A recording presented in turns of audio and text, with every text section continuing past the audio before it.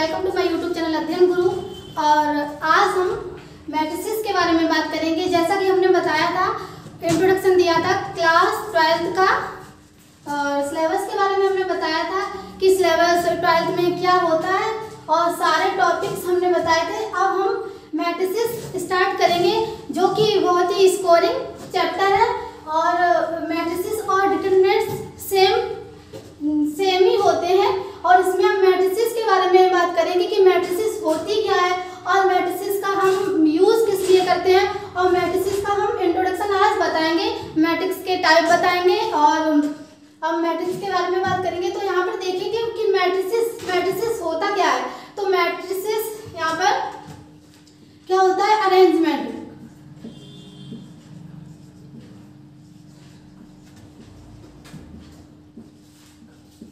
Matrices होता है arrangement. अब आप बोलोगे कि अरेंजमेंट किसका अरेंजमेंट होता है? एलिमेंट्स का अरेंजमेंट, एलिमेंट्स का ओनली अरेंजमेंट होता है? नहीं, ऐसा नहीं है। मैट्रिसेस का मतलब होता है अरेंजमेंट, चाहे हम रियल मैट्रिसेस ले लें या रियल नंबर ले लें या फिर कॉम्प्लेक्स नंबर ले लें या फिर इमेजिनरी नंबर ले लें, कोई भी नंबर ले लें, यही होता है कि एलिमेंट्स ही होते हैं। ऐसा नहीं है। मैट्रिसेस का मतलब होता है हम sin x ले लें, cos x ले लें, log x ले लें, mod of sin x ले लें, तो ये मैट्रिसेस नहीं होगी। ऐसा नहीं है, ये भी हमारे मैट्रिसेस होते हैं। तो अरेंजमेंट हम किसका करते हैं? अरेंजमेंट हम करते हैं संख्याओं और फलनों का। तो ये वाला चैप्टर हम 12th के लिए स्टार्ट कर रहे हैं, और खासकर बोर्ड एग्जाम के लिए, चाहे आप एनडीए की प्रिपरेशन कर रहे हो या IIT JEE की प्रिपरेशन कर रहे हो या फिर बोर्ड एग्जाम 12th की प्रिपरेशन कर रहे हो, आप सभी के लिए ये बहुत ही इम्पोर्टेंट चैप्टर है। और आप ये वाला चैप्टर पढ़ने के लिए एक्साइटेड है तो एक लाइक उसके कंप्यूटर स्क्रीन पर मारो, जो कि हमारा लाइक, जो कि आपका लाइक हम तक पहुंच सके। सो हम मैट्रिसेस स्टार्ट कर रहे हैं। अब अरेंजमेंट का हमने मतलब बताया, अरेंजमेंट। अब अरेंजमेंट का एक और मीनिंग होता है रेक्टेंगुलर अरे। तो रेक्टेंगुलर अरे को आप लोग अरे वाला अरे ये नहीं है, अरे का मतलब है रेक्टेंगुलर अरे, एरे भी बोलते हैं इसको। तो अरेंजमेंट रेक्टेंगुलर अरे।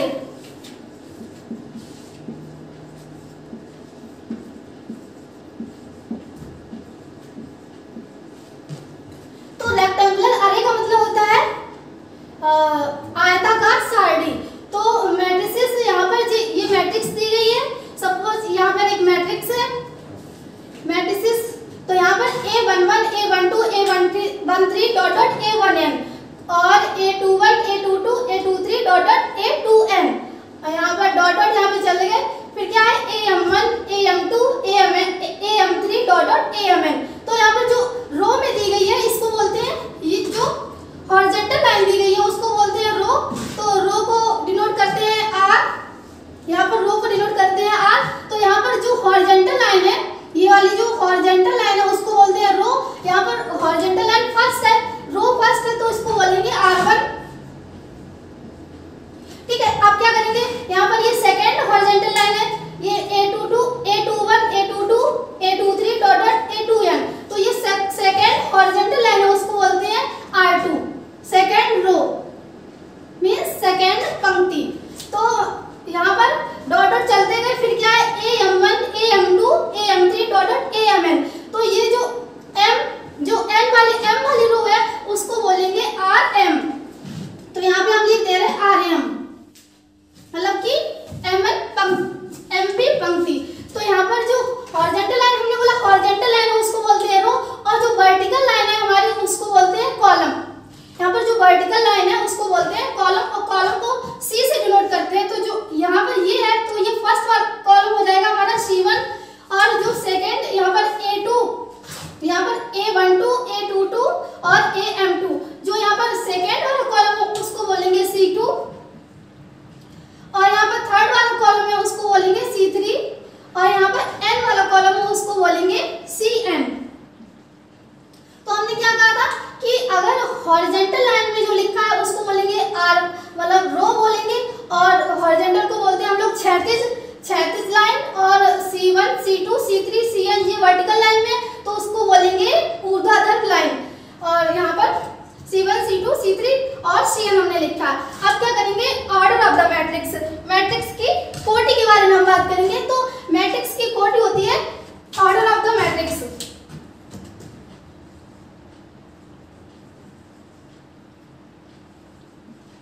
Order of the matrix.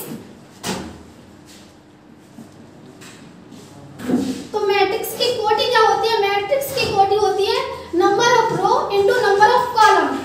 Number of रो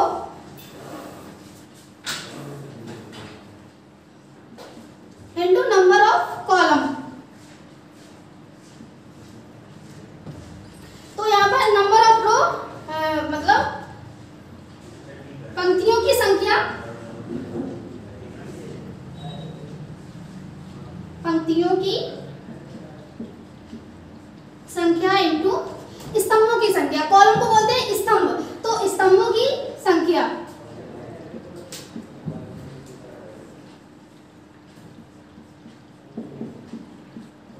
इतना हुआ। अब number of row into number of column.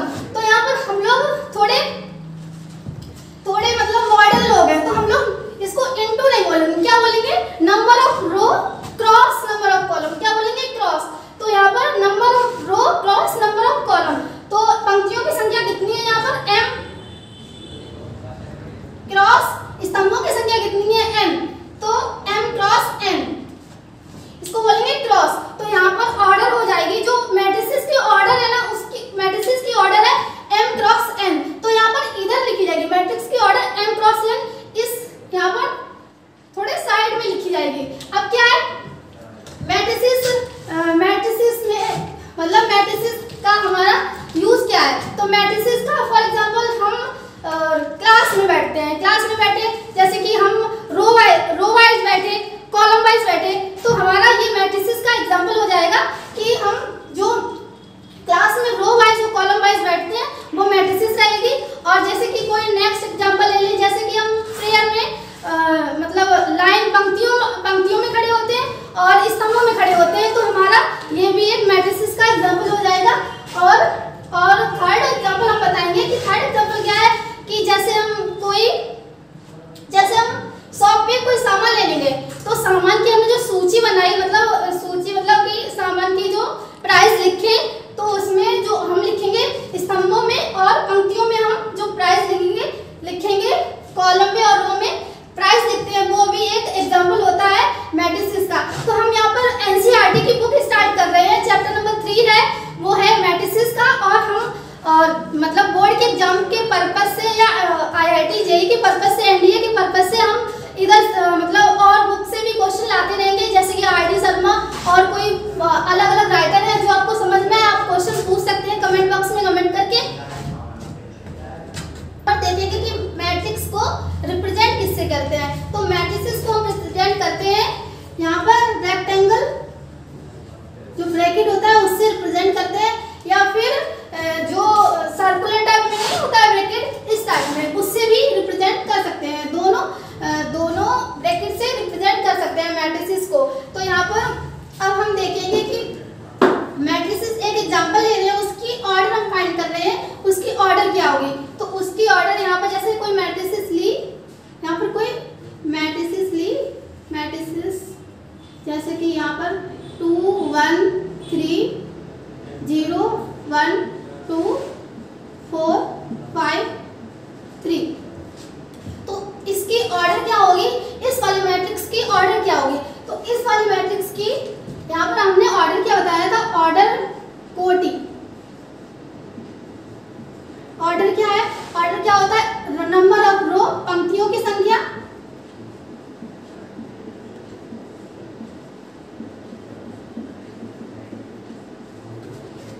Cross स्तंभों की संख्या।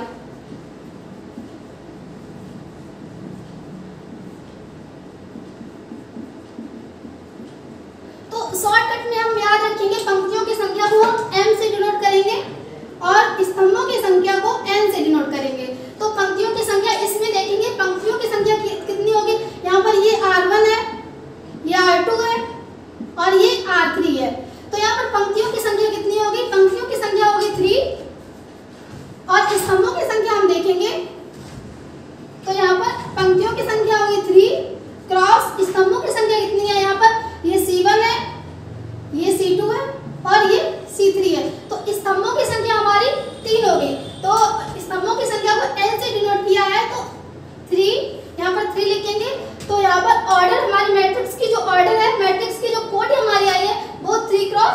3 आई है। अब सपोज हम एक और चीज पूछ रहे हैं, जैसे कि हमने पूछा, नेक्स्ट एग्जांपल लिया यहाँ पर 2 3 4 5 6 4 3 2। अब इसकी ऑर्डर क्या होगी? तो इसकी ऑर्डर क्या होगी? यहाँ पर पंक्तियों की संख्या है, यहाँ पर R1 है, ये R2 है, ये हो गया ना। अब पंक्तियों की संख्या इसमें 2 है और स्तंभों की संख्या कितनी है? C1 C2 C3 C4। तो यहाँ पर 2 क्रॉस 4 की मैट्रिक्स हो गई हमारी। अब मैट्रिसेस को हमने देखिए रिप्रेजेंट किससे करते हैं? रेक्टेंगल ब्रैकेट से रिप्रेजेंट करते हैं या फिर सर्कुलर टाइप के ब्रैकेट से रिप्रेजेंट करते हैं। अब मैट्रिक्स को हम डिनोट किससे करते हैं? तो मैट्रिक्स को हम डिनोट करेंगे कैपिटल लेटर से।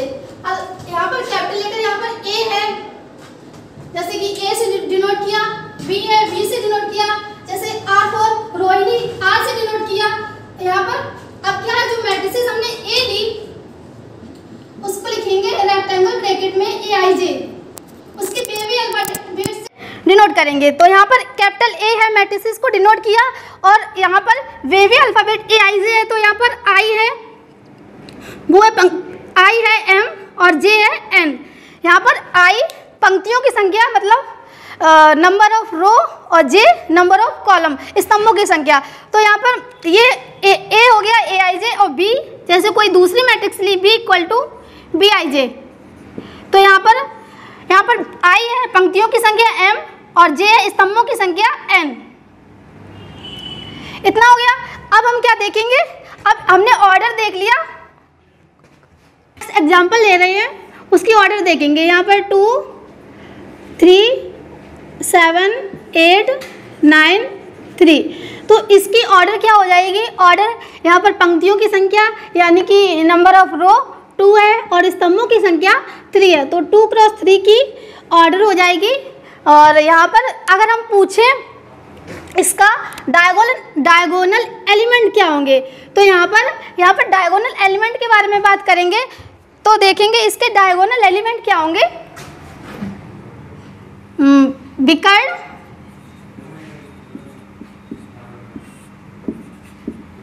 अवयव, डायगोनल एलिमेंट, और मैट्रिक्स को हिंदी में बोलते हैं आव्यूह। यहाँ पर लिख दे रहे हैं, दोनों के लिए हो जाएगा, यूपी बोर्ड और CBSE बोर्ड आव्यूह। तो यहाँ पर डायगोनल एलिमेंट अगर हम पूछेंगे विकर्ण, अवयव, तो यहाँ पर क्या हो जाएगा? यहाँ पर हो जाएगा, जैसे थोड़ा और बढ़ा ले रहे हैं, इसमें तो आसानी से बता दोगे। यहाँ पर ले लिया 6 3 और 7। अब इसमें पूछ रहे हैं डायगोनल एलिमेंट क्या होंगे। यहाँ पर जो मैट्रिक्स होगी 3 क्रॉस 3 की मैट्रिक्स हो गई है, इसमें डायगोनल एलिमेंट क्या होंगे? तो इसमें डायगोनल जो एलिमेंट होंगे वो कुछ बच्चे बता रहे हैं मैम 2 8 6 3 होंगे, ऐसा नहीं है। और हमारे डायगोनल एलिमेंट होते हैं वो यहाँ पर डायगोनल में लिखे होते हैं। डायगोनल एलिमेंट जो होते हैं डायगोनल में लिखे होते हैं। तो इसमें हो गया 2 9 7। तो डायगोनल एलिमेंट 2 9 7। तो हमारे विकर्ण अवयव हुए वो हो गए 2 9 7। अब नेक्स्ट को एग्जाम्पल ले रहे हैं, यहाँ पर लिया 2 3 1 0 7 4 3 2 8 9 1 0। अब इसमें बताइए इसमें क्या होंगे डायगोनल एलिमेंट। तो इसमें कुछ बच्चे बोलेंगे कि मैम 2 4 1 होगा, हाँ चलो हमने मान लिया। अब कुछ बोलेंगे कि मैम 2 4 1 0 होगा, चलो ये भी लिख लिया। कुछ बोलेंगे कि मैम ये नहीं, ये वाले होंगे डायगोनल एलिमेंट, यहाँ पर ये वाले और ये वाले होंगे, लेकिन ये हमारे डायगोनल एलिमेंट नहीं होते हैं बच्चों। इसमें देखेंगे कि डायगोनल एलिमेंट जो हमारे हैं यहाँ पर है 2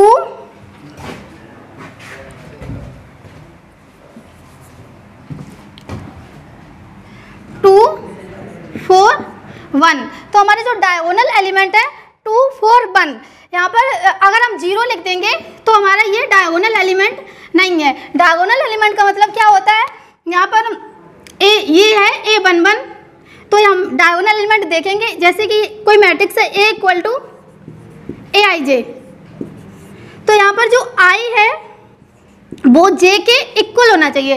जैसे कि हमारा फर्स्ट रो है तो फर्स्ट कॉलम होना चाहिए, अगर हमारी सेकेंड रो है तो सेकेंड कॉलम होना चाहिए। अब यहाँ पर देखेंगे कि A11, अब हम जैसे समझा दे रहे हैं फिर हम देख रहे हैं, जैसे कि यहाँ पर A11 ये है, यहाँ पर A22 मतलब कि दूसरी रो दूसरा कॉलम, और यहाँ पर है A21 दूसरी रो पहली रो, और जैसे कि हमारा ये है 2 वो है A11 की जगह, 3 है पहली रो दूसरा कॉलम, 1 है पहली रो तीसरा कॉलम, और 0 है पहली रो चौथा कॉलम। तो यहाँ पर ये हो गया। अब ये क्या है 7 है, यहाँ पर ये 7 A21 A पहली रो पहला कॉलम दूसरी रो दूसरा कॉलम दूसरी रो, और तीसरा कॉलम दूसरी रो, यहाँ पर चौथा कॉलम और दूसरी रो। तो यहाँ पर हो गया A12 A22 A32 और A42। अब यहाँ पर ये इधर है, ये हो जाएगा थर्ड रो फर्स्ट कॉलम, इधर है थर्ड रो सेकंड कॉलम, ये है थर्ड रो थर्ड कॉलम, और ये है यहाँ पर थर्ड रो और फोर्थ कॉलम। तो इतना हो गया। अब हमारी ऑर्डर ऑफ द मैट्रिक्स है, यहाँ पर कितनी रो है 1 2 3, तो 3 रो हैं और कॉलम कितने हैं 1 2 3 4। तो ऑर्डर ऑफ द मैट्रिक्स हो गई हमारी 3 क्रॉस 4। अब इसमें देखेंगे कि डायगोनल एलिमेंट होते हैं, वो होते हैं, हमने क्या बताया A इक्वल टू AIJ, तो I इक्वल टू J वाले डायगोनल एलिमेंट होते हैं। तो यहाँ पर A11 है, A22 है, A33 है और A44 तो है नहीं इसमें। तो जो यहाँ पर है A11 की जगह क्या है 2 है, A22 की जगह क्या है 4 है, और A33 की जगह क्या है 1 है। तो यहाँ पर 1 है। कुछ बच्चे बोलेंगे यहाँ पर मैम 0 होगा, तो 0 नहीं होगा क्योंकि यहाँ पर A34 है। हमने क्या बोला कि डायगोनल एलिमेंट होते हैं वो AIJ होता है, I इक्वल टू J होता है। तो यहाँ पर 3 यहाँ पर 3 है नहीं, यहाँ पर 3 है इधर 4 है, तो I J के इक्वल नहीं है। तो यहाँ पर 0 नहीं होगा हमारा, यहाँ पर डायगोनल एलिमेंट होंगे वो 2 4 1 होगा। अब देखेंगे आव्यूहों के प्रकार। अब हम यहाँ पर देखेंगे टाइप ऑफ मैट्रिक्स। तो यहाँ पर टाइप ऑफ मैट्रिसेस क्या होता है, बहुत सारे टाइप होते हैं। तो यहाँ पर जो है यहाँ पर फर्स्ट टाइप है स्तंभ आव्यूह, यानी कि कॉलम मैट्रिक्स। तो यहाँ पर कॉलम मैट्रिक्स के बारे में हम बात करेंगे कि कॉलम मैट्रिक्स का मतलब है यहाँ पर सीधा दिखाई दे रहा है कि कॉलम मैट्रिक्स का मतलब है कि उसमें एक ही कॉलम हो, ओनली एक कॉलम हो, और मतलब रो चाहे कितनी हो, चाहे हज़ारों रो हो या 100 रो हो, हम रो के बारे में नहीं बात करेंगे। कॉलम मैट्रिक्स है तो कॉलम ही देखेंगे। तो यहाँ पर कॉलम मैट्रिक्स क्या है, यहाँ पर AI1, I का मतलब होता है रो, और यहाँ पर J होता है वो कॉलम होता है। तो यहाँ पर J की जगह 1 है, तो इसका मतलब है कि हमारा जो कॉलम है वो एक ही रहेगा और जो रो है हमारी चेंज होती रहेंगी। 1 2 3 4 5 इनफाइनाइट तक हमारी रो चेंज होती रहेंगी। तो यहाँ पर AI1 के टर्म में होगा, जैसे कि यहाँ पर ये ले लिया 0 1 और 2 3। तो यहाँ पर इसको क्या है, ये हमारा कॉलम मैट्रिक्स का कॉलम मैट्रिक्स है। तो इसका ऑर्डर क्या होगा, इसका ऑर्डर होगा, इसमें कॉलम मैट्रिक्स है, यहाँ पर रो कितनी है R1 R2 R3 R4। तो हमारी जो रो है वो 4 है और कॉलम कितना है, कॉलम हमारा C1, कॉलम हमारा एक ही है। तो हमारी जो ऑर्डर ऑफ द मैट्रिक्स हो जाएगी वो हो जाएगी 4 क्रॉस 1। तो ये हमारी कॉलम मैट्रिक्स है। अब जैसे कि हम देख रहे हैं सेकंड है पंक्ति आव्यूह, तो हम रो मैट्रिक्स के बारे में बात करेंगे कि पंक्ति आव्यूह होता क्या है। तो इसमें भी डायरेक्ट हमें दिखा रहा है कि पंक्ति आव्यूह में ओनली एक ही पंक्ति होगी और हमारी जो स्तंभ है, जो हमारे कॉलम है वो कितने भी हो सकते हैं, जैसे अकॉर्डिंग और कॉलम मैट्रिक्स के अकॉर्डिंग हमारा रो मैट्रिक्स भी होता है। तो हम यहाँ पर जो हमारा होता है A और 1 जे, यहाँ पर A1J के टर्म में होता है, यानी कि जो हमारी रो है वो हमारी एक ही रहेगी और जो कॉलम है वो हमारे टर्म बाय टर्म चेंज होते रहेंगे। तो यहाँ पर एग्जांपल ले रहे हैं, ये इसका एग्जांपल है कॉलम मैट्रिक्स का, और हमारा रो मैट्रिक्स का एग्जांपल रहेगा जैसे कि 4 1 0 2। तो यहाँ पर जो कॉलम मैट्रिक्स का, रो मैट्रिक्स का जो एग्जांपल है, यहाँ पर कॉलम कितने हैं, C1 C2 C3 C4। हमने क्या कहा था, जे का मतलब होता है कॉलम, तो यहाँ पर कॉलम हमारे चेंज होते रहेंगे। तो यहाँ पर C1 C2 C3 C4 हमारे कॉलम चेंज हो रहे हैं, और हमारी रो है वो R1 हमारी ओनली 1 ही रो है। तो यहाँ पर ये कॉलम रो मैट्रिक्स का एग्जांपल है, इसकी जो ऑर्डर हो जाएगी 1 क्रॉस 4। ऑर्डर मतलब पंक्तियों की संख्या इनटू स्तंभों की संख्या। अब हम देखेंगे कि वर्ग अवयव के बारे में देखेंगे स्क्वायर मैट्रिक्स। तो इसमें देखेंगे कि इसमें क्या होता है, स्क्वायर मैट्रिक्स। स्क्वायर मैट्रिक्स का मतलब इसमें पंक्तियों की संख्या और स्तंभों की संख्या बराबर होती है, यानी कि number of row equal to number of column. तो यहाँ पर ये जैसे कि AIJ, और यहाँ पर जो होता है I इक्वल टू जे होता है। तो यहाँ पर देखेंगे कि एग्जाम्पल लिया हमने, जैसे एक एग्जाम्पल है A, यहाँ पर लिया 1 4 7 6 2 3 4 5 2। तो जो हमारी पंक्तियों की संख्या इसमें कितनी है, यहाँ पर देखेंगे जो हमारे रो है, नंबर ऑफ रो, इसमें number of row R1 R2 R3। यहाँ पर number of column C1 C2 C3।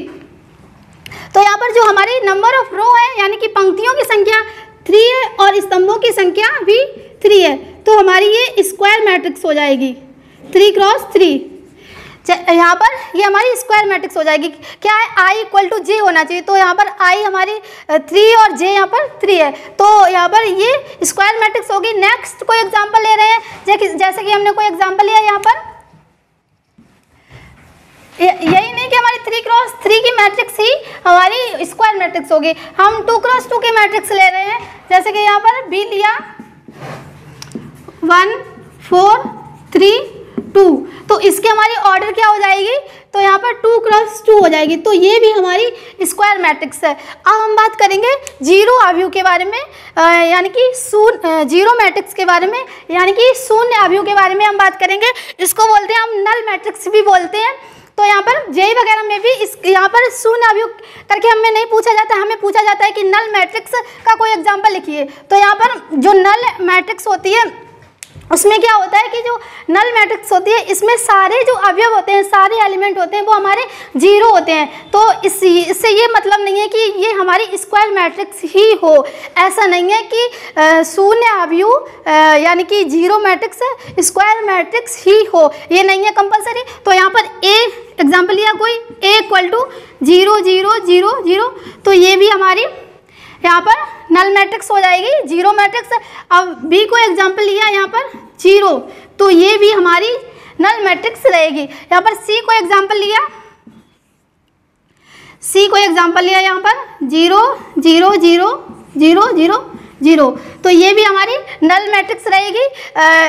तो यहाँ पर देखेंगे कि हम D को एग्जाम्पल है, अगर हम इसके ऑर्डर की बात करें तो इसका ऑर्डर हो जाएगा 2 क्रॉस 2 और इसका ऑर्डर हो जाएगा 2 रो है तो 2 क्रॉस 3, यानी कि 2 रो है और 3 कॉलम है, तो इसका ऑर्डर हो जाएगा 2 क्रॉस 3। अब जैसे डी को मैट्रिक्स लिए यहाँ पर 0 0 0 0 0, इधर भी 0, इसमें भी 0, तो यहाँ पर ये भी हमारी जो होगी जीरो मैट्रिक्स होगी। तो बच्चा यहाँ पर छोटी छोटी चीज़ों से हम सुपर हीरो बनते हैं।